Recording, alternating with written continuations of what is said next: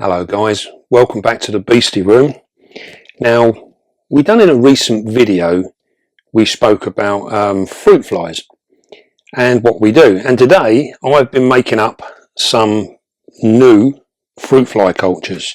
I've got 3 here that I've made already. And then I suddenly thought, oh, we should be sharing this. So today I am going to share with you what I do making these fruit fly cultures. And to be honest with you, this is the cheapest way of propagating these guys, and it's very, very easy. It's so simple. You won't have no problems once you do it. It's so simple. Now, when we look at buying tubs like these, we can pay anything from £3 to £5 a tub for these. And one of the things that we often hear is when you've only got a few bits and pieces to feed, these guys die out. So they do have a life expectancy, you know, they do die. Now, if we, luckily they bounce well as well, so, which is really lucky, isn't it? So if we look in this tub here, these are what we call the Drosophila hydi, which are basically large flightless fruit flies. So these guys are the big ones, and these are the ones that I use most of the time. Now, if you look in here, there's lots and lots of flies in here, loads of them, and we can see the food is in the bottom here. This is what the maggots pupate and what have you. That's what they get into and they feed. Now, we've also got some excelsior there, or wood wall as we call it, and you can see different ways. This one, we've just had a big hatch, so we've got lots and lots of fruit flies in there. If we look at this one, you can see an entirely different thing in the actual thing. 1, it looks really dirty. 2, the food is all gone. There is no food in this one. And all we've got is the odd maggot. Very, very few maggots. So these guys have basically, they've gone through their full cycle, and this pot has, to all intents and purposes, died. There is nothing left in here. Although there is a couple of maggots, so we will still get a few more flies coming out of it. Before it goes to that, we go to this pot, and we can see this pot, we've already had 1 culture has hatched, and we've used most of the flies. So what you're seeing now is all of these little chrysalises all over here. They go all the way around the pot, and you can see there's also a few maggots. So what we've got is some of the old chrysalis are hatching off. Have actually hatched and they've gone to flies. And then we've got the maggots here. These will feed, and they will then in turn create new chrysalis, and we get another batch of flies. So generally speaking, when you buy your tub from the shop, there is normally enough food in there for you to get 2 hatches from each pot. So what we do here is we go out, when we run out of flies, which happens every now and again, where maybe we only need a few here and there. So I get a little bit lazy and I forget to make up a pot, and then before you know it, I've run out of flies. So what I do then is I go out and I buy myself a culture. I spend the £3 odd or whatever it is to buy that culture, and then when I get it home, it's buzzing with flies, and I then set up my new cultures. And what I will do for my circumstances here, I quite often need around about 5 tubs on the go. And what I try and do, as we are at the moment, we've run out. So we're setting up a new colony going forward. We will set up a couple of tubs now, because I can use them straight off. I've got some hatchings coming up, which I will need a lot of flies for. So I will get these on the go, and then what I tend to do then is I make up 1 pot every week. And then if I've only got a few slings and bits and pieces, that keeps me going. So it takes roughly somewhere between 2 and 3 weeks from me making this to it ending up looking like that. Yeah? So about 3 weeks to propagate your new pot to getting new flies in that pot. And then I can do that. So if you've only got a few flies, it might pay you to only set up a new pot every 2 weeks, or maybe every 3 weeks. you know. So you can literally stretch them out so that you haven't got hundreds of pots everywhere.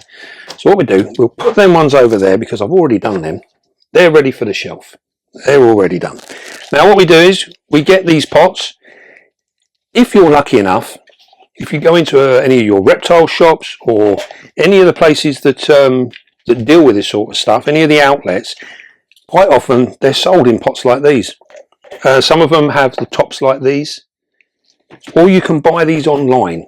They're not expensive. I normally try and pick up the pots that have already got these in, and then I just wash them out afterwards and I reuse them. We're looking at saving money everywhere. Wherever we can, we want to be saving money.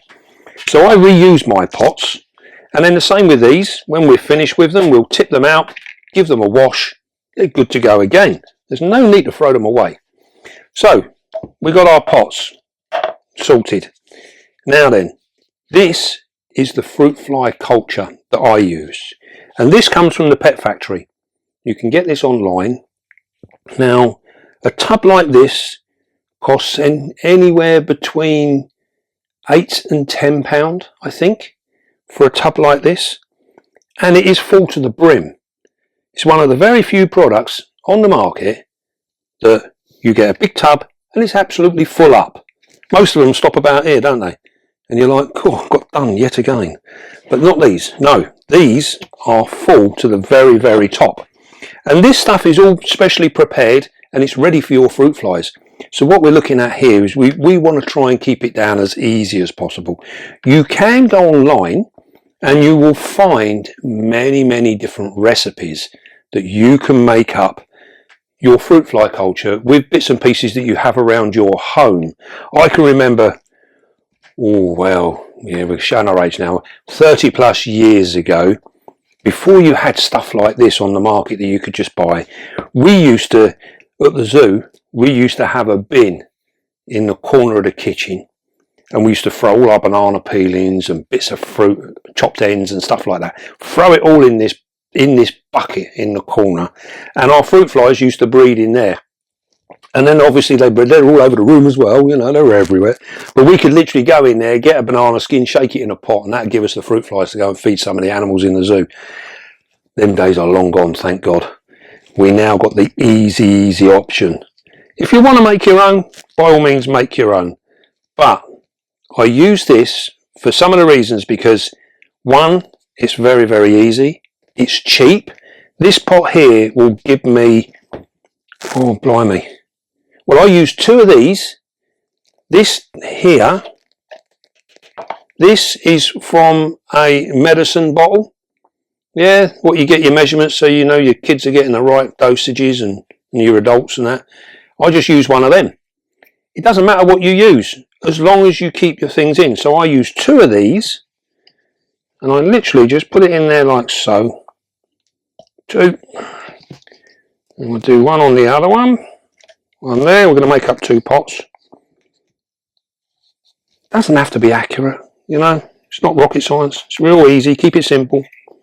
So I use one of them to dish out my thing. So I use 2 scoops per pot. That's kept in an airtight tub, so that's good.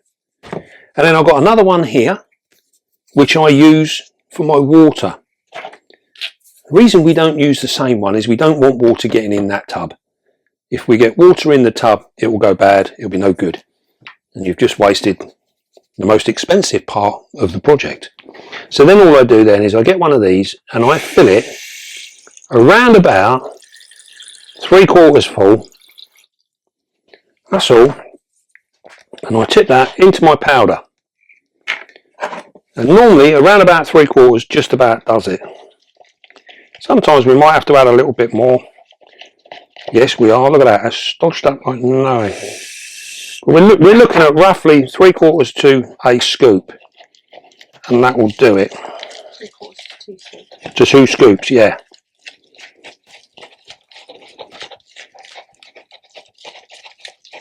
You might need a little bit more. Look at that. So we can just add a little bit more.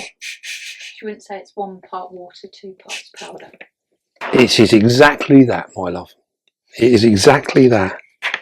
You can see why she's my technical advisor, can't you? She's on the ball. So we are looking for 1 part water to 2 parts powder. And what we're hoping for, we're going to mix it up, and this is the consistency we're looking for. We want it to be like this. Yeah? So you can see that. It's quite gloopy. And we mix it all up. And what you should be able to do, you should be able to put it up like that. It's not going to fall out. Yeah? This is all the best Blue Peter stuff you've ever seen, isn't it? Yeah? Yeah, over the head like that. Right, so what we do, we get that in there like so. And it doesn't have to be particularly fancy or anything, because it will in turn all literally roll down and end up in the bottom of the pot. So we can literally just put that in there like so. That's that one done. We'll do the same on the other one.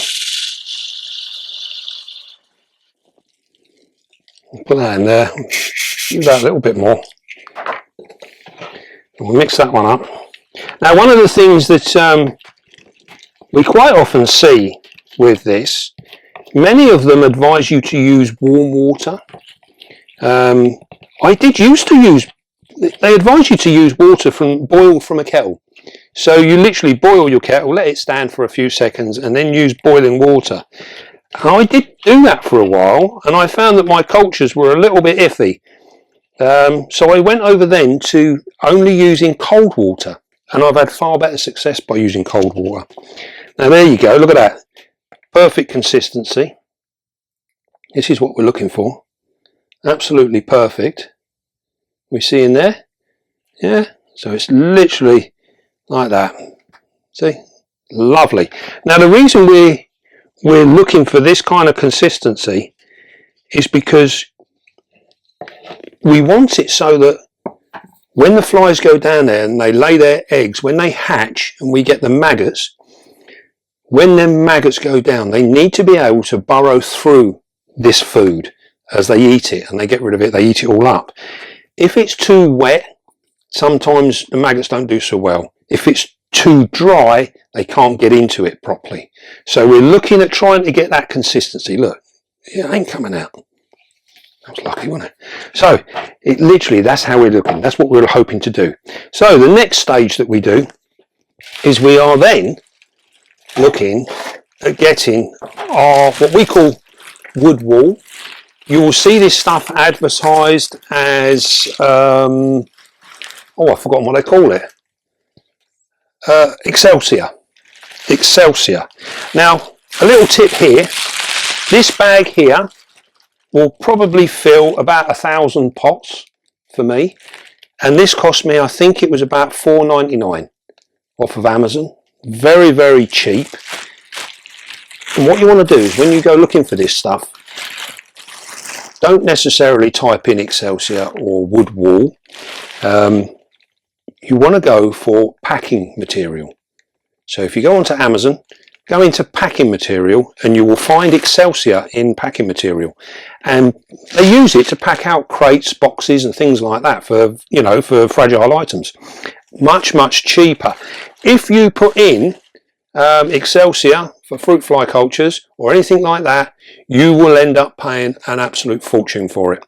Very, very expensive. So be sensible and look for the cheapest option. It's all the same stuff, it's just different way of marketing it. So then what we do is we literally just pull off a little piece. This is all we need, this is enough, and then we literally just ball it up like so. Try and get all the scraggly bits, not tight. You see, the flies need to be able to get in and out of this stuff, and we literally do it like that, and we pop it in our pot. Don't push it right the way down, it's only got to just fill the pot. And we get another bit now. It gets a little bit messy, this stuff, it sort of ends up all over the place. And all we do is the reason we ball it up like this is so we haven't got too many loose ends, because when you open up your tub, you don't want it all springing out everywhere. So we literally do that. Right, that is all we need for that.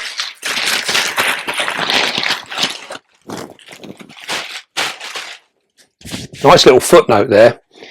This wood wall, I say we always called it wood wall in the zoo world.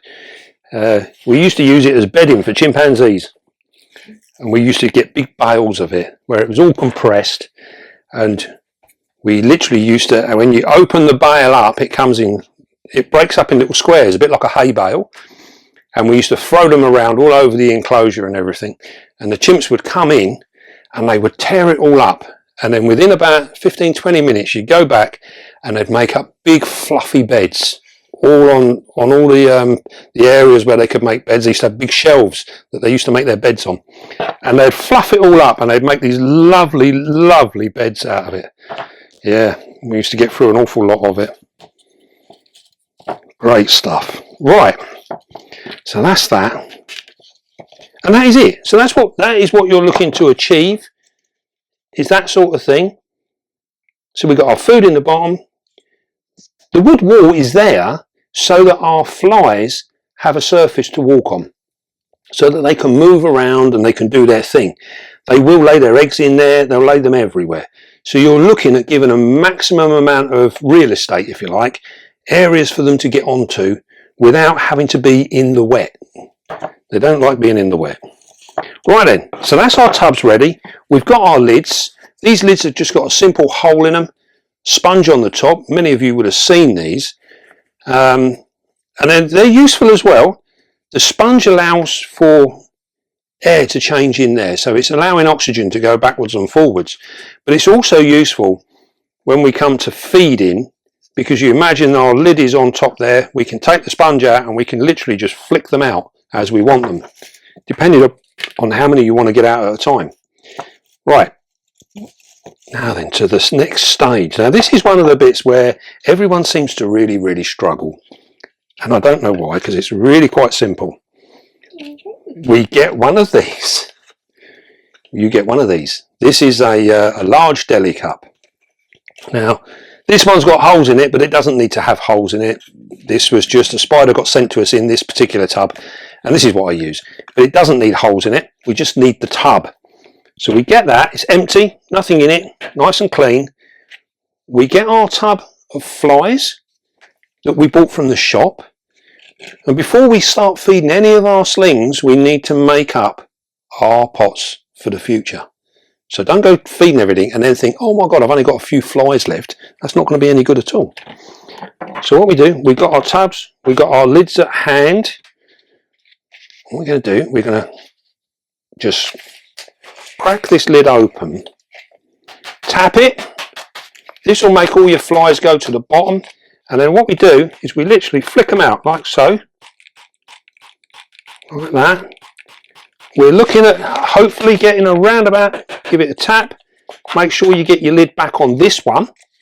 We don't want them out. You notice how slow they are at climbing up? You see how slow they are at climbing up the tub. So you've got plenty of time. You see? First one's just reached the top now. So all you do is tap that down, we get our pot ready. We tap this one, give it a shake, get them all as a little lump in the bottom. I don't know if you can sort of see it. And then we go tip like that, on with the lid. That's it. We didn't lose any. That is all you have to do. It's so simple. Now, when we what we're looking for, you want a minimum of 50 odd flies in your pot to start a new culture. The more flies you put in there now, the bigger the explosion is going to be when they hatch out.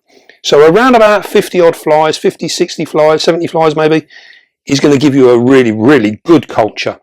If you've only got a few flies, then that's what you're going to have to use. But just bear in mind that your culture will be smaller when it hatches.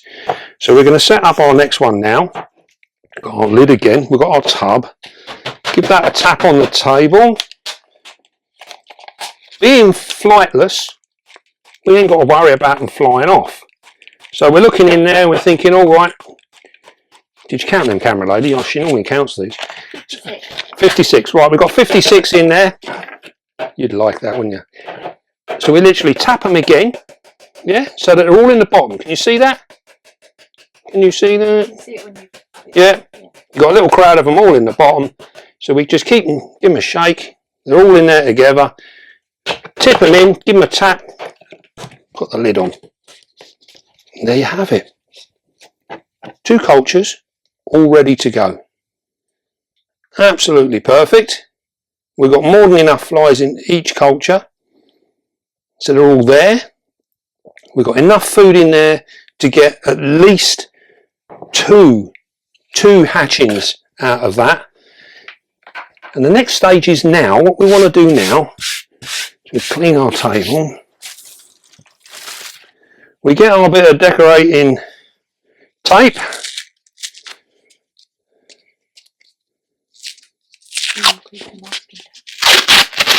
Yes, paper masking tape. And we just slip that on there, and then I like a clean edge, so I cut the top off because I can't stand that torn bit of paper. So anal. Right, so what is the date today, camera lady? Oh, we got a look of complete confusion then. That completely threw her. Yeah, you're right. It's the 18th.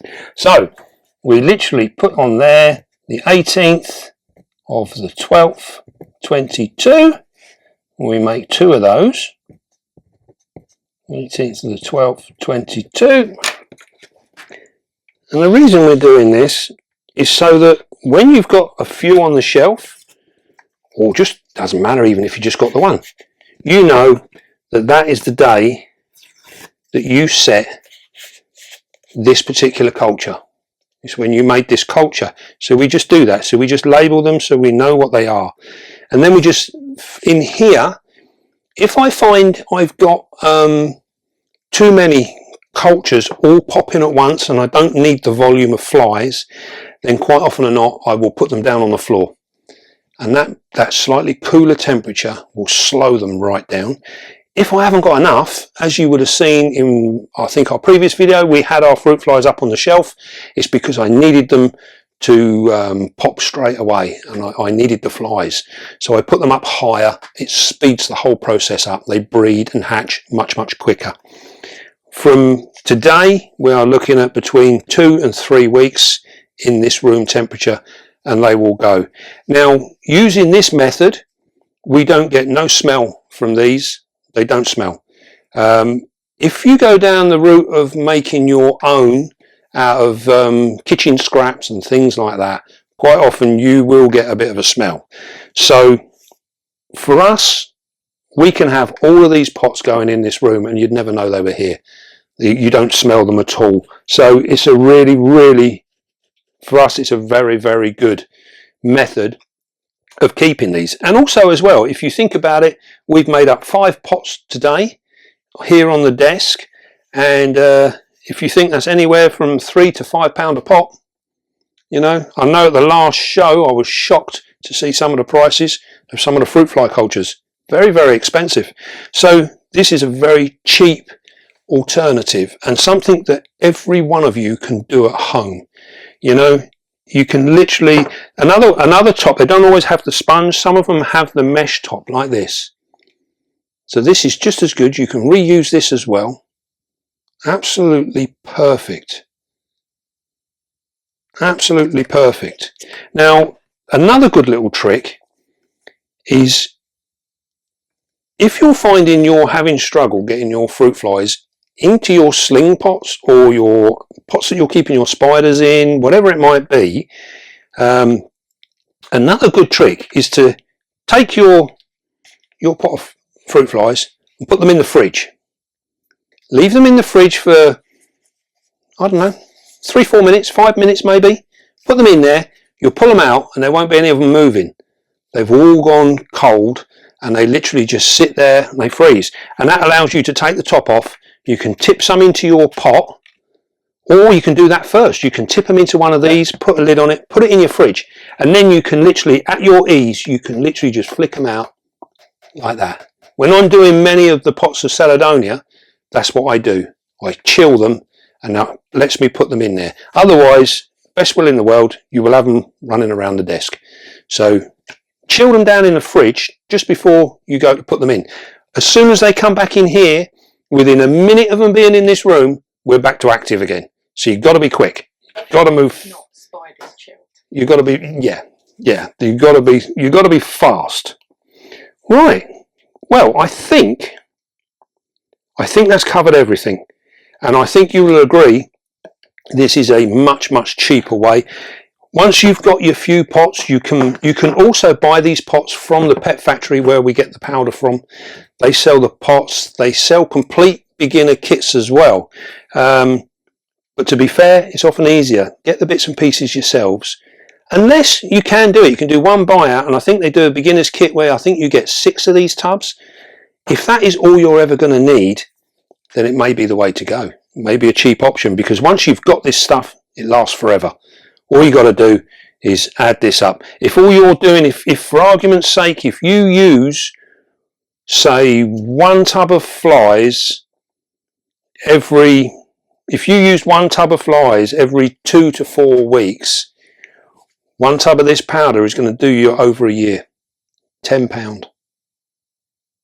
£10. 1 bag of wood wool, £4. Yeah, so what's that? £14. You can buy these tubs for around about £1 each. So if you said another £6 there, 20 quid, and you can feed your whole collection for a year. Speaks for itself. Right, I hope that's helped and given you a few ideas, and hopefully saved you some of that hard-earned cash. Right, don't forget guys, be calm, be gentle, and love your spiders, and I will see you soon.